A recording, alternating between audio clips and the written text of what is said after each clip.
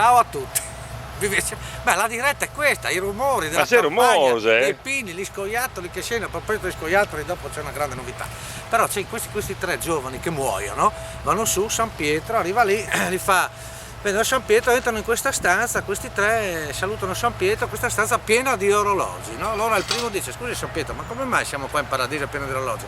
Ma gli orologi, ogni orologio simboleggia la vostra vita terrena, o meglio, simboleggia, vedete come gira la lancetta, in base a come gira la lancetta, la velocità, uno ha fatto tante pipette in vita. Tu come ti chiami? Franco. Ecco, vedi quello là è il tuo orologio, vedi come gira tanto. Beh, effettivamente, tu come ti chiami? Roberto. Si vede come gira tanto quello tu. Tu come ti chiami? Meme. Ah, sei tu Meme. Ah no, allora il tuo orologio lo usiamo come ventilatori nell'ufficio. Pipette. Ha ha